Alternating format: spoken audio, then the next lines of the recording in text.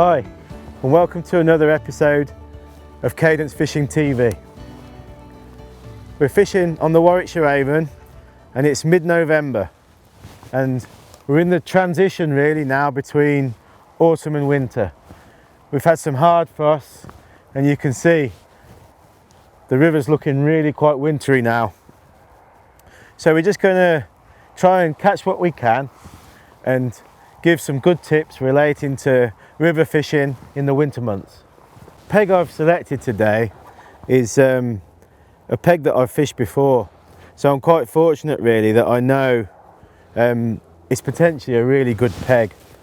What you find on a lot of rivers like the Warwickshire Avon is during the summer and autumn there's a lot of small fish feeding, dace and roach and bleak, and it can be really quite difficult to target the bigger fish, certainly when you're using maggots and casters. Once the weather starts to change, have a few frosts, then you find that the small fish tend to stop feeding and you can start to target the bigger fish like chub and barbel. And for me, I just love fishing for chub and barbel on float tactics with maggots and casters. And one of the key deciding factors about selecting this swim is the river's not really very high. It's a sort of standard level for the winter really. It's running quite clear, and this peg is where the river narrows up and we've got a bit of a gully really, and you can see we've got some pace. It's not blasting through, but we've got some pace, and that's going to enable me to be able to fish the float effectively. Another nice feature about the peg is downstream we've got some good cover with some trees on the far bank, trees on the inside, and I've also got a reed bed that comes out into the river almost sort of halfway out downstream the peg. So hopefully that's going to offer some cover for the bigger fish as well. Well, that's why I've selected this swim, and we're going to talk about the tactics that we're going to employ today now. I've decided to start off float fishing with a stick float. Because the river is quite low and clear, I don't think feeder fishing would be the best bet to start with for sure. I think we're going to need to fish with a bit of finesse and try and trick the fish into taking the bait. And there's no real better way, I don't think, than fishing a stick float. It means I can catch a variety of different fish, from small fish to big fish, and I can really explore the swim. And I've started off by fishing just about down the middle, which is where the main flow is running through the swim. And I've actually started off by feeding hempen casters just down the middle. I'm not feeding too heavily, but feeding quite regularly. And I'm fishing this 7 number 4 stick float. The great advantage of fishing a stick float over a waggler when I'm float fishing is I can really control the float and slow the float down and present it how I want. I have set up a waggler as well, and I've also set up a straight lead. So we'll see how the session progresses, but starting on a hard day in the winter, float fishing with a stick float's got to be my go-to method.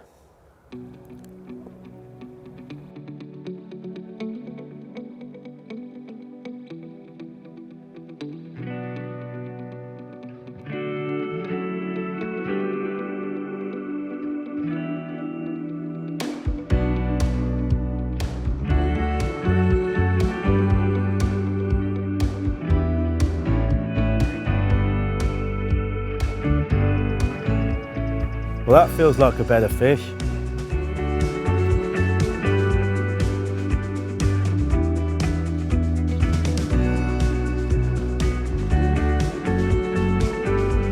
That's a really good fish. I think it must be a barbel the way it's fighting.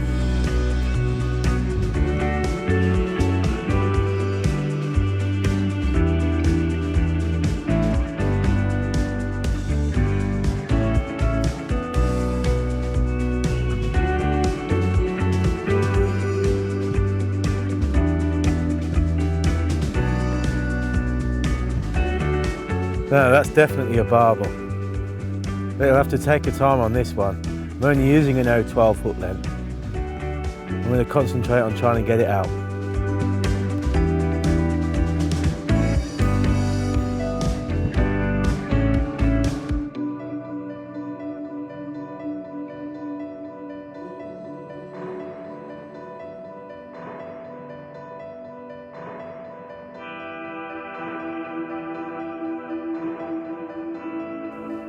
Wow, look at that.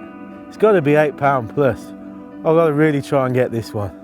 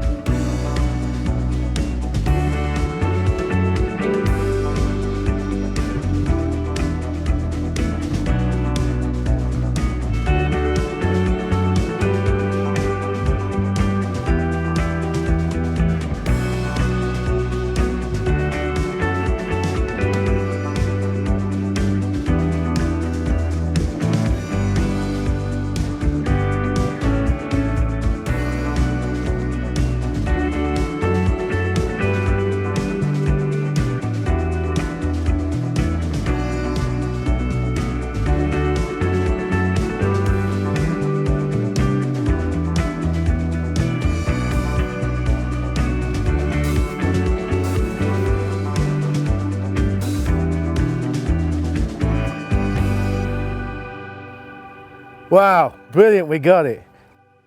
Just shows what balanced tackle can achieve. Wow, fantastic. What a cracking barbel that is. It's got to be £7 or £8. Great sport on that match rod. So let's have a look at the tackle and rig that we're using on the stick float to start with. I've got this CR10 15-foot #1 match rod, and the 15-foot length really helps when you're fishing a stick float out from the bank. The extra length gives you greater control on the float, and it's also really useful when you're playing bigger fish like chub and barbel. I've coupled it up with a CS8 4000 reel, and I loaded it with 0.17mm line. The float itself is a 7 #4 Dave Harrell shallow stick float, which has got a good dome top and a wire stem. And I've gone for a 7 #4 because my consideration is I've got to get the weight of the float and the shot to get my float out to where I want to fish and be able to control it, but I don't want it to be too heavy. So it's a good compromise. And I'm fishing in around about 6 foot of water, and the old tip of using a stick float with 1 #4 for every foot of water is a really good guide. Initially I've got my shot spread out in a shirt button style with #8s. I always tend to use #8s on anything but the biggest stick floats because I can use lead, and it means I've got the flexibility to adjust my shotting pattern to achieve different types of presentation. And the hook length I've started on today is 0.12mm hook length, and I'm using a 17 B711 hook. So it's a good compromise really between hopefully being able to fool the fish but also have enough strength to land a bonus fish like a chub or a barbel. Okay, so selecting a stick float can be really daunting for someone that doesn't have a lot of experience with the method. And I try to sort of standardize my floats and group them into different patterns that do different jobs. You've obviously got to cater for different sizes, for different situations, different depths, and how far out you're fishing. But what's really important to consider is the actual pattern and how the stick float's constructed. So I already mentioned that I'm using a 7 #4 dome topped stick float like that, which has got a wire stem. And wire stems are great when you're fishing on rivers, particularly where you've got some turbulence in the water. Because they're so thin, they don't get affected by the flow as much. They're very streamlined. But the fact that it's a metal body or stem means that it's got some weight as well. So that'll help you when you're casting, and it will also give stability to the float whilst you're presenting it. The dome tops like this are great when you're fishing on rivers where you're trotting out from the bank and down your peg, simply because you can see them very, very easily. And they're also good when you're maybe fishing over depth and dragging some line on the bottom, because they're more buoyant. And you can see there's another example of a wire stem with a thick top. That's another Dave Harrell float in a bigger size. So then moving down, I've got another wire stem float there that's one of Woody's, and it's got the same attributes as the wire stem, but this one's got a more sensitive sort of insert tip, which is great when you're fishing for fast biting fish like roach and dace, and where you've got to read the bites a bit more, so where you need to fish with a bit more sensitive rig. And the other two types of floats I use are the more standard float, where you've got a balsa body and a cane stem, or a balsa body and in that case a plastic stem. These Drennan ones I've used for years, and the plastic stem gives another great compromise between weight and balance on the float. So it means I can cast the float very effectively and control it.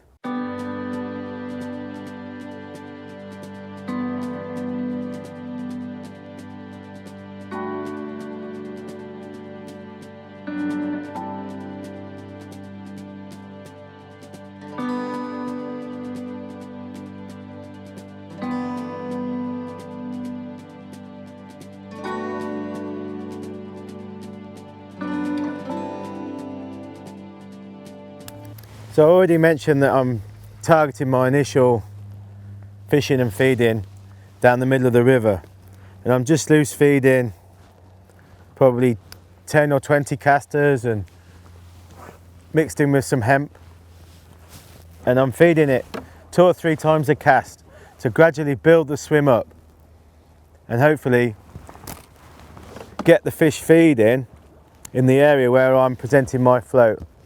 You'll notice that I'm not feeding upstream or in front of me, I'm feeding slightly downstream, because it's not such a powerful peg. I know the bait's going to end up settling somewhere towards the bottom of my peg, and it just means I can present my bait a lot better, because I can get behind the float straight away and I'm able to control my float with the feed wherever I want. So from where I'm feeding right down to the bottom of the swim. And that's a really key thing when you're float fishing on a river, to try and get your hook bait in amongst the loose feed.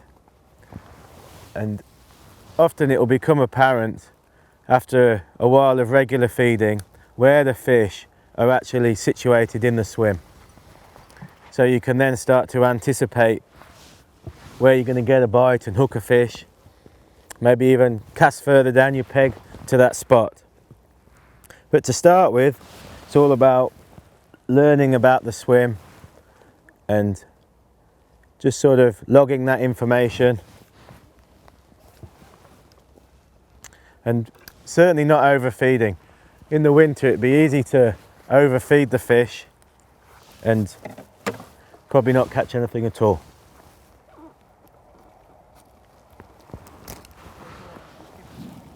In comparison to when you're fishing in the summer and there's a lot of fish feeding, a lot of small fish, where you've got to feed quite a lot of bait, it would be easy to feed 3 or 4 pints of maggots or casters in that situation. When you're fishing in the winter, you can definitely cut back on the feed and have a great day's fishing with just a pint or maybe 2 pints of casters or maggots.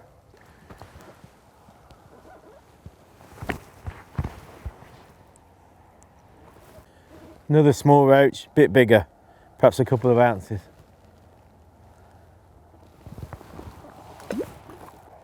Well, even though I'm feeding hempen casters, the hook bait I've gone for to start with is double red maggot, and I'll obviously change that to, I'll try a single or double caster, and with time I might try a smaller hook with a single maggot as well.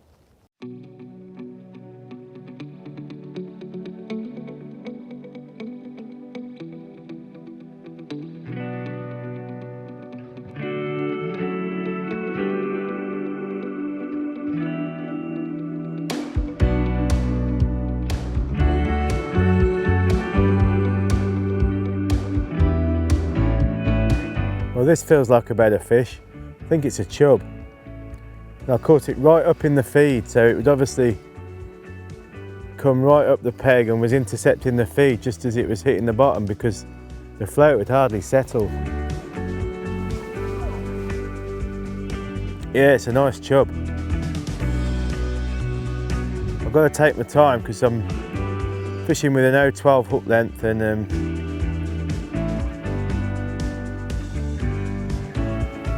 it's great when you're fishing with balanced tackle like this. The rod's really helping to absorb all the lunges of the fish.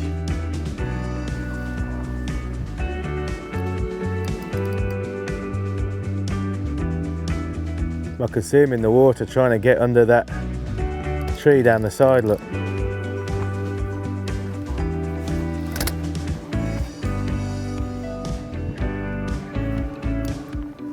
There we go.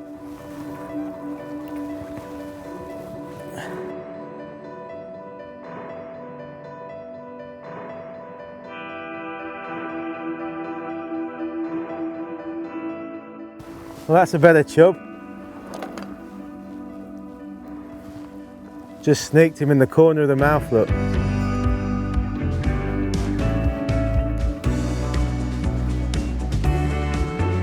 That's a beautifully conditioned chub. Monty likes the look of him. Got to be 4 pound.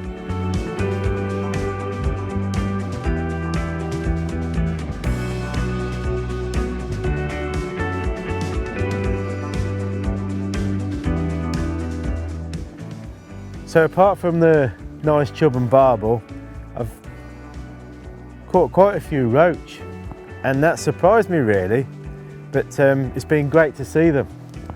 And I'm just going to try the last sort of half hour as the light fades, and I've put a heavier stick float on. This is a 10 number 4, and I've bulked it with all my number 8 shots, probably about 2 foot from the hook. And I'm just going to run this through, really slow it down, fish probably a foot over depth, and see if I can sneak another barbel. It's important to change your floats to achieve different types of presentation, and you might be able to see that the wind's got up and the wind's blowing across towards me, and I was starting to struggle to get the 7 number 4 stick float out. So just by changing up to a 10 number 4, it's making the job so much easier.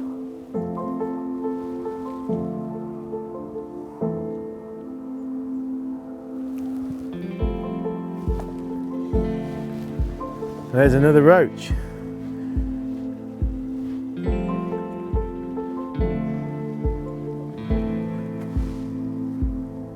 Actually, it's a rudd. How about that? Can't remember the last time I caught a rudd on the River Avon. Beautiful. It's wonderful to see so many silverfish in the river, because normally by this time of the year you wouldn't see them, but there's obviously a great head of roach here. That's a great sign for the future.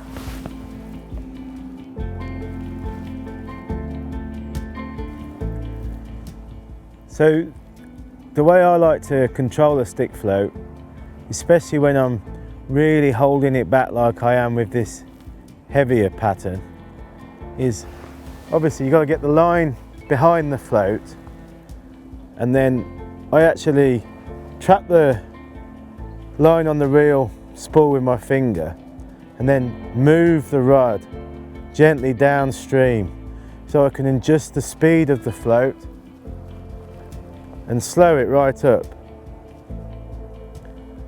And I find that's certainly when you're fishing on pegs like this that aren't really pacey, that's by far the best way of controlling the stick float. And it's possible to really hold the float back, which will obviously kick the bait and the shot up, and then give it a nice natural fall back down again. It's quite often you'll get a bite when you do that. You hold back hard, let the float go, and you'll get a bite.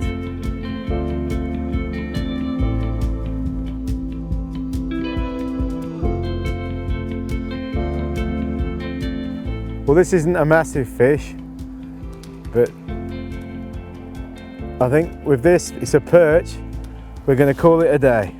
But that was a wonderful quick session on the Warwickshire Avon.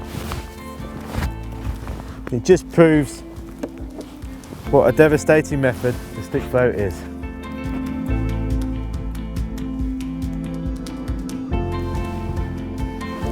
What a cracking mixed net of fish. Got a lovely barbel, big chub, and about 6 or 7 pound of silverfish. Just shows that even on a hard day on a river like this, how productive stick float fishing can be. I hope the tips we've showed you today have helped. Thanks for watching.